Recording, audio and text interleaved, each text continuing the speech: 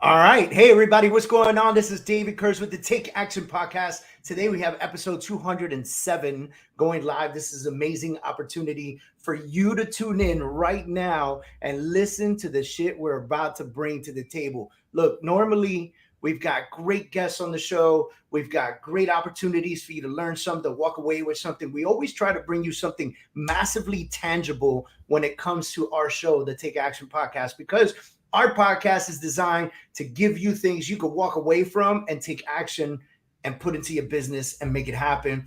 And Ana is with me today. Ana's amazing. Ana Bosovic, also known as Ana Analytics, right? Yep. And so Ana's a friend. We've known each other for years now.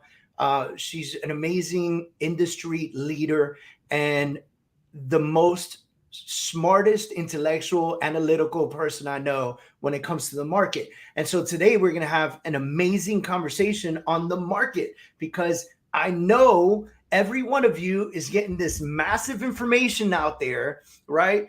Everybody's telling you something different. I hear it all the time, right? I mean, and I'm going to tell you a Tom Ferry story in a little bit, but I hear it all the time. Just, people are telling you the market's going to crash. I'm waiting for the bubble to burst. The market's going to go down, interest rates are going up, interest rates are going down. Everybody's got their opinion, but Ana's going to come with facts. Ana, thanks for doing the show with me again. Thank you so much for having me. And this is great. We sort of touch base and talk about once a year and kind of document this shift that's happening in our country. It's exciting times.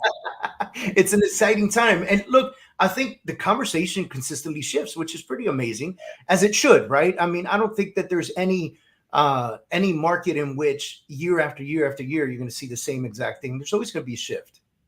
Correct, 1,000%, and especially now we're in this sort of major shift in the country, which is also why we're in this period of rapid change. And I think the dust is just now beginning to settle, and we're seeing how people are moving. I mentioned like the recent census reports came out, right? And it was something of a lot of states have hemorrhaged populations, such as New York and California leading the way, and then Florida and Texas are the biggest recipients.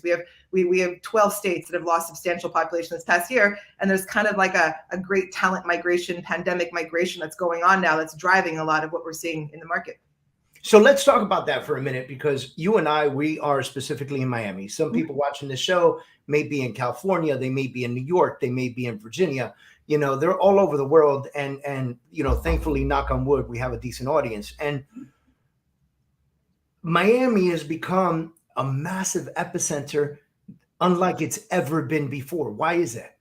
Oh, correct. Well, you know what? It's one of those things. It's like you plant a seed and it grows, and you just sort of notice it when it starts to pop up at the surface. That's kind of what's been happening here. It hasn't happened overnight. Having said that, Miami is a much newer city than New York City, for example, right? 100 years ago, there was basically nothing here. And it's been a sort of a series of stories. There's a boom in the 20s. There's a boom in the 50s. There's a boom, when the first Cuba influx came, all those things, right? And this is now the city is ready to receive this shift of what's happening in the world. So basically, if the pandemic had happened 20 years ago, the city would not have been ready. 20 years ago, there was no skyline, right? The airport isn't what it was. Now all those things were in place. And then the pandemic came, and it was a sort of grand trend accelerator. And I think very importantly, it broke habits because you couldn't go anywhere. And people are creatures of habit. You keep doing the same thing over and over again, not because it's the best option necessarily, but because you've been doing it that way your whole life, right? And New York City, which is really important to recognize, like we humans tend to think the present is sacrosanct and forever, but it's not. New York City was the capital of the 20th century post-World War II world. Before it was London, before it was Amsterdam, things shift. So New York as a capital was established before the internet and 20th century. All how we went to work, all those habits, that was all pre-internet. The internet came piecemeal, end of the 20th century, was incorporated bit by bit, but people kept the same habits. We didn't redesign how we worked and how we lived. Right. COVID came and it stopped habits. And then for a significant percentage of people, this means that they could reevaluate and say, well, I don't need to go on that old model. I can try a new one. And 10% change at scale across the population is enormous. And those are parts of the people that are moving here. They're saying, we don't have to live here anymore, pay these taxes, be locked down, do all this stuff. We're gonna do something new. And the city and the region are ready for it. And now they're receiving this influx, and the country is reshaping. Some of the things that I look at and observe as we move homes, because that's what we do, right?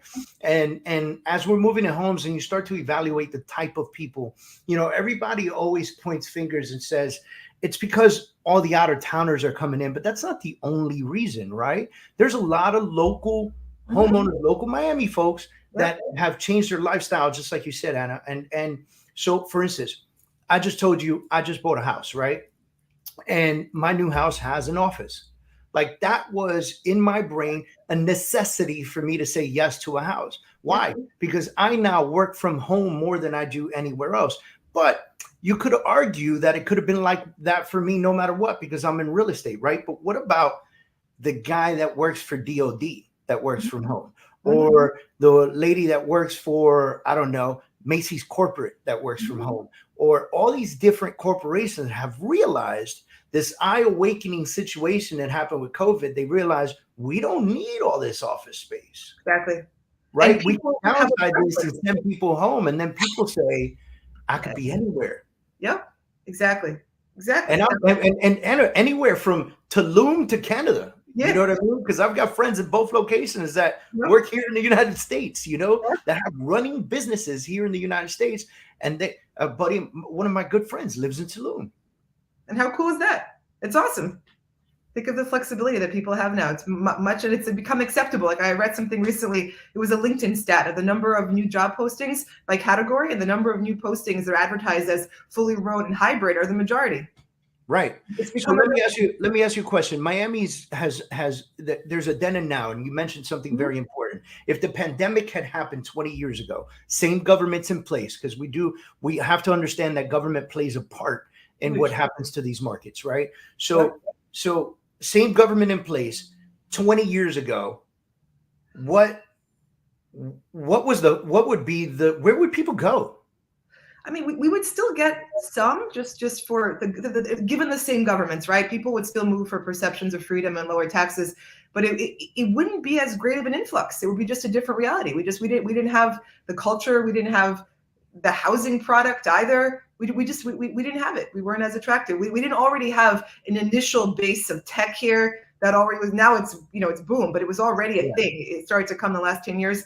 20 years ago it was non-existent. You wouldn't have Silicon Valley guys 20 years ago coming here. They would have thought of something else. But now they're coming here in enormous quantities, and they're on Twitter all day talking about how great Miami is. Yeah, they're like our huge mascots. The tech guys. Do you remember the conversations we were having in 2007? Yeah. 2008. Do you remember those conversations being along the lines of, oh my God, we're overbuilding, right? And we had so many condos that no one lived in. I know. Now you can't find one to buy. And by the way, they never really stopped building. I know. If you ever realized that, right? Like they took a break in 2008. Yeah. And then it was like, oh, new building coming up. And we were like, what? It's incredible. Yeah, it's incredible. No, I posted a stat. It was last year for the calendar year, Tri-County, South Florida, compared to the most recent pre-COVID year, which was 2019, which was a typical year. There was literally twice as much money spent, dollar volume, on residential real estate in South Florida. It's astounding. And then if you cut it to higher price points, some of them tripled. Like $1 million+ Miami condos tripled in sales volume, and we're almost 70% all cash. And it was crazy because for a very long time, and probably still true, and you could probably be better to tell me this, but for a very long time, as luxury and as beautiful as Miami was, our price points for our luxury homes never matched anywhere else. As a matter of fact, I had a client on the phone with us yesterday, and he actually said out loud to me, Miami is so cheap. Yeah. And I was like, what? And he didn't even get into the taxes or anything like that, the benefits of being in Florida. He just talked about he's looking in the market of 1.1 to 1.5 in Brickell and Miami Beach area.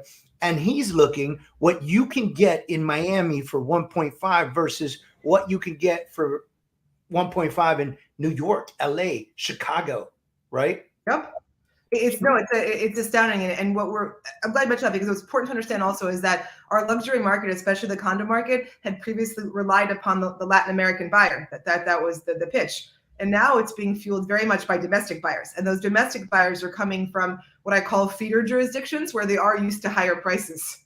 Yeah. Yeah. And it's crazy. It's like it's feeder jurisdictions, and it's law jurisdictions, because New Yorkers are fleeing for multiple reasons, Oh, right? so many. Listen, Like, yeah, absolutely. Look, we always had the better weather. We always had the better tax situation. Those things are not new, right? So when you look at a spike in volume, like a change in the chart, right? You got to say what's happened there. Well, the taxes didn't get like a million times better. The weather didn't get a million times better, right? So what changed there? And a huge part of that is perceptions of freedom. People adopting new habits, and it's like you know, like what's the expression? Like you insult someone too much, like it's past the tipping point. They're already paying so much more in taxes to live there, and then they have crime, right? Crime went up in all these places that we're getting people from too. So they're paying more. Crime is up. They're having like masked people yell at them wherever they go, which annoys some people. If you like it, stay, whatever. But the people that annoy, they're the ones that are leaving, and so they're leaving here.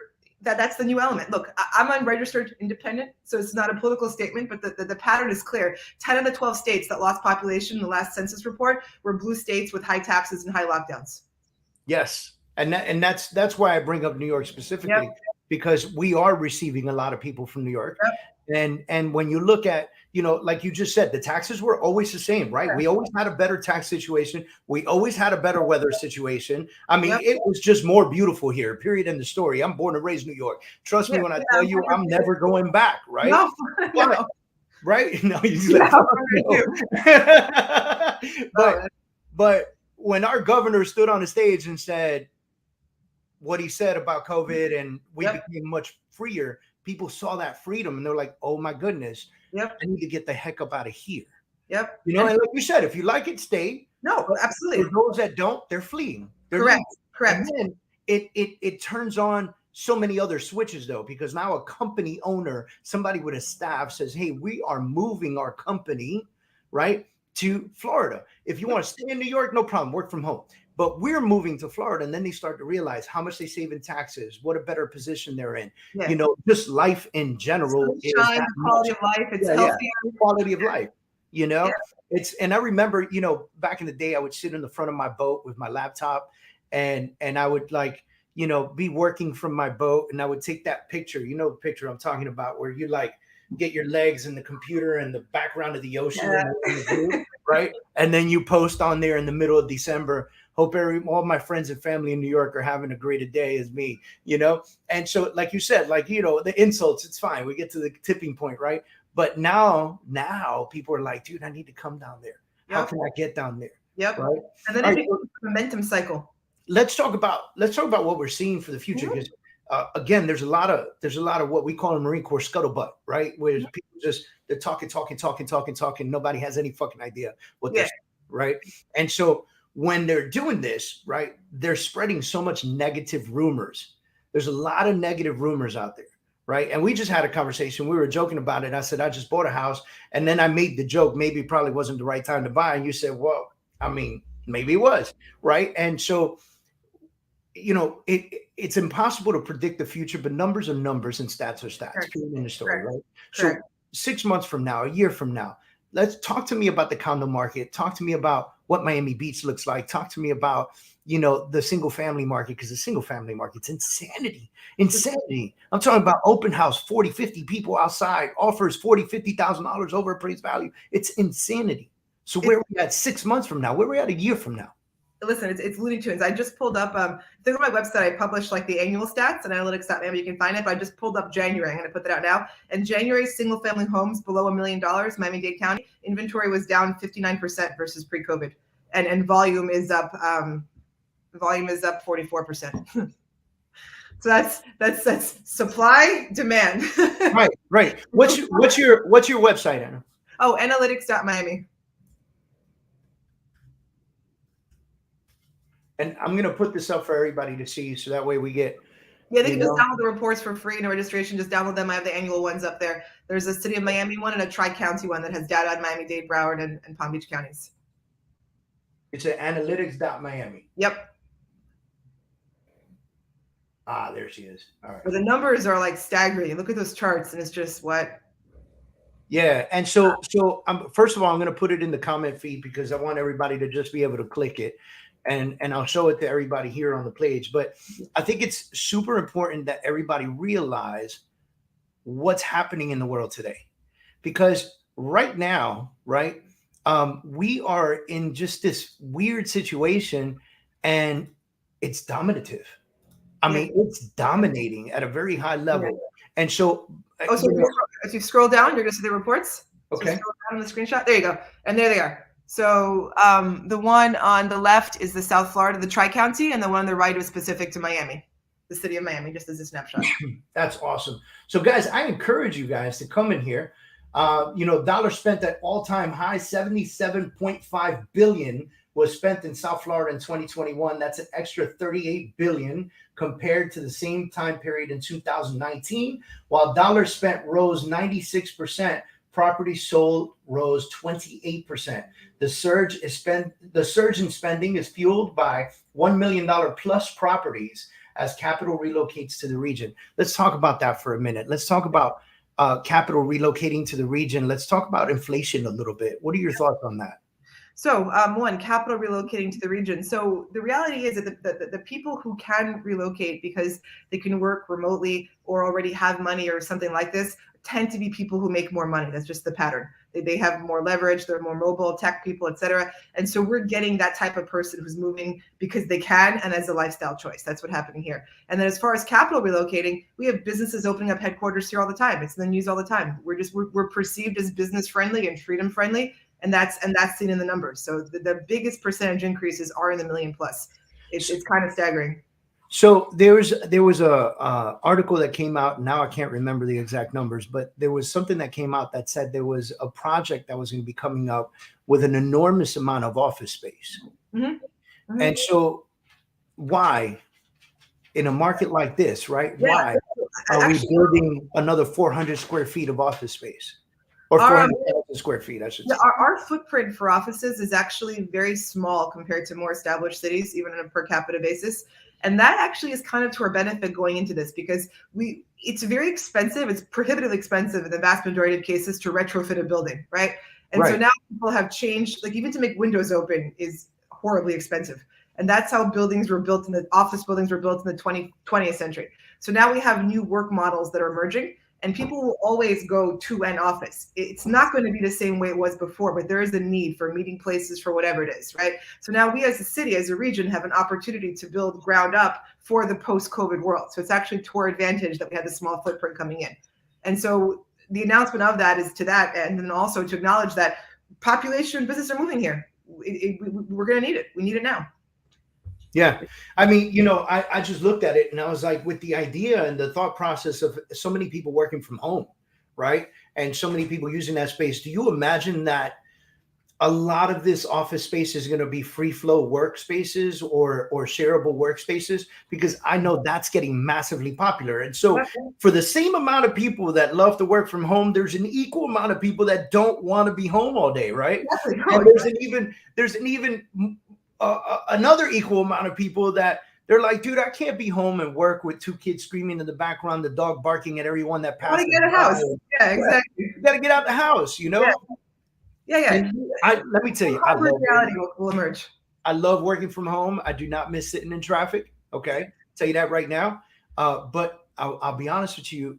Like the other day, I took off to Brickell. I had a meeting in Brickell, and we went to Starbucks there by Mary Brickell Village, and I forget what's the name of the restaurant right next door. It's not Booyah. I forgot what it is, but I saw that restaurant right after my meeting. Hey, it was about lunchtime. I sat there, opened my iPad, and I worked for the next 2 hours from there. And it was the most beautiful day in the world. And I was like, wow, what a great opportunity to be out the house. But if you think about it, again, that's a choice-driven opportunity and an advantage that I have. So I don't have to work from my desk at home. I'm not tied to this. I could pick this up and take it to the park if I want to. As long as I can connect to the internet, I'm good to go, right? So now, talk to me about the concept of adding this much office space. Talk to me about what businesses do you think would be attracted to this and where would they come from? Oh, I mean, I don't think there's a sector medical needs office. Those are medical buildings. I don't think that there's still going to be a market for a hybrid approach because there is value in seeing people and meeting with them. Law firms, we have a lot of law firms, financial banks, all that sort of stuff, wealth management. People do like to meet in person. It's going to be built in a hybrid model, which it's not going to look the same way that it did before, but there is going to be need for it. Which is why I was saying it's actually to our benefit that we had a small footprint before. Yeah, we can develop now for this new reality. Yeah, and we talk about like 20 years ago, Miami wouldn't have been ready. And you're so right. I just, first of all, I remember being in position just 10 years ago and looking at how we had an abundant amount of places to live, but very little places for businesses to go up.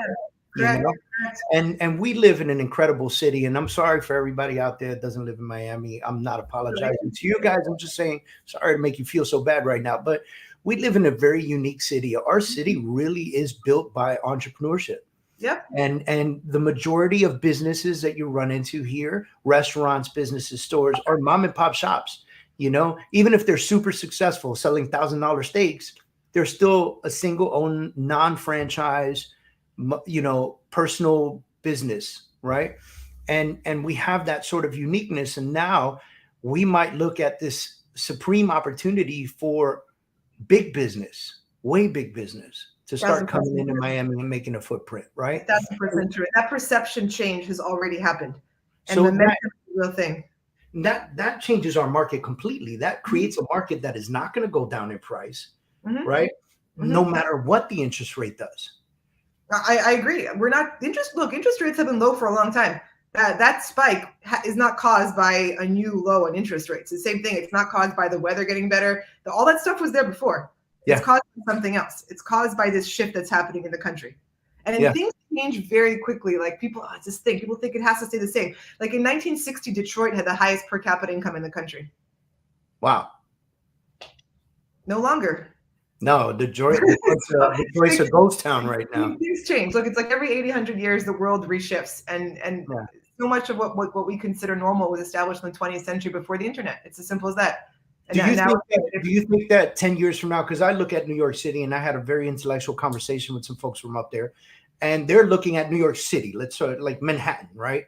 And they're saying, man, New York City, it's going to take 20 years for New York to recover from what it's recently been through. And when I'm looking at that, I'm thinking, crime has shot through the roof. And let's face it, no jobs, no money, crime goes up, period of story. People are not stealing because they want to steal. They're stealing because they're hungry, Yes. Well, the new district attorney, his second day in office, when he was sworn in, he defelonized a whole bunch of stuff. So the prospect of jail time was taken off the table for a whole slew of crimes that got put down to misdemeanor during a crime search. That was brilliant. But so we're now, I'm looking at Miami and I'm saying, is Miami the next Mecca for the United States? Right?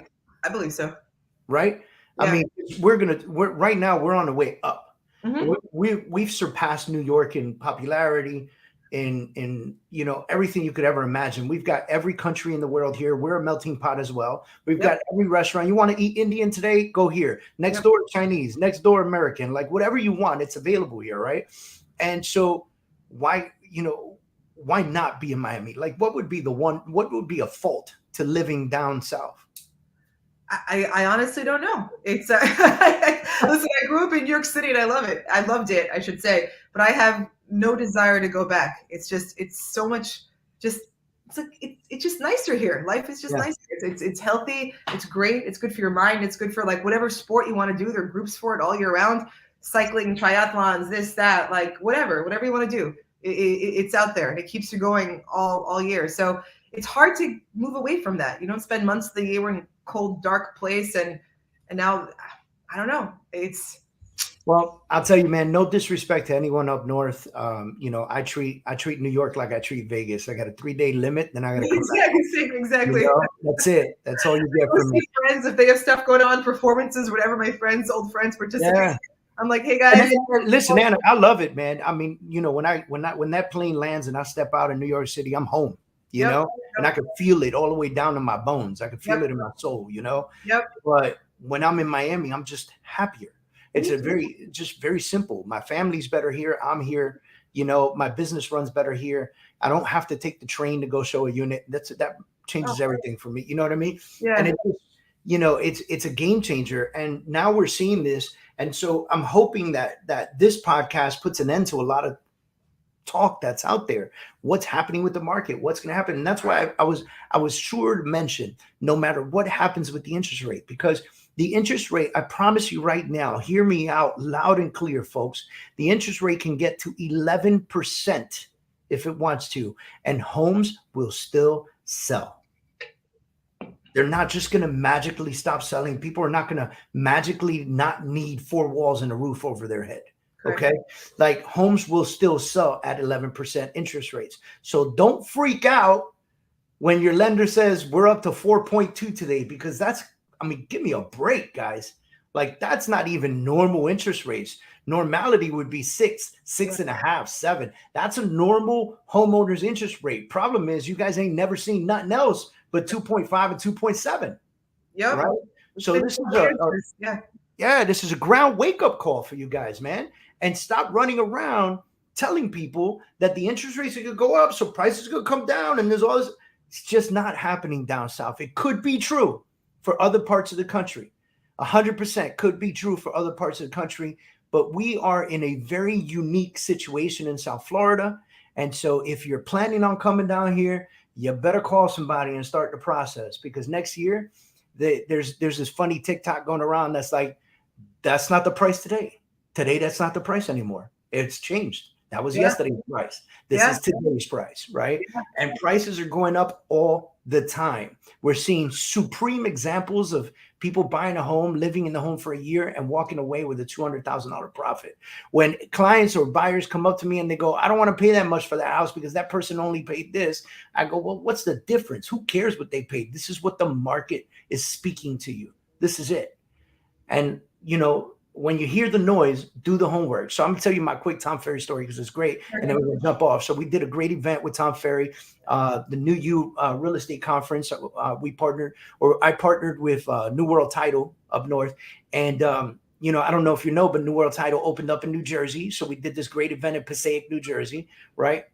And Tom Ferry was our keynote speaker, right? And one of the gentlemen got up. I watched a ton of Tom Ferry videos. I appreciate him as a coach. And one of the gentlemen got up in the crowd. It was Q&A time. And this gentleman got up and said, what would you say to us to prepare for the downturn of the market? Whoa. And Tom said, well, what do you mean the downturn of the market? And he said, well, we're all talking, and, you know, this market's got to shift at some point. It's got to start coming back down, you know? And he said, well, where are you getting your data? And the gentleman couldn't answer. And he goes, yeah, that's what I figured. Shut the fuck up and sit down. And I was like, yo, was that Tom Ferry right now? You know, but what Tom said was he subscribes to at least 3 or 4 different paid analysis reporting systems that he can study the market so that as a coach, he can provide the best information. And there is zero out there, zero statistics saying that we're headed for a downturn. There's zero statistics saying that there's a bubble that's going to burst. We're not in the same situation. We're in a very different situation than we were in 2007, 2008. Ladies and gentlemen, this is not the same. Okay? It's not a debt-driven market at all. It's the opposite.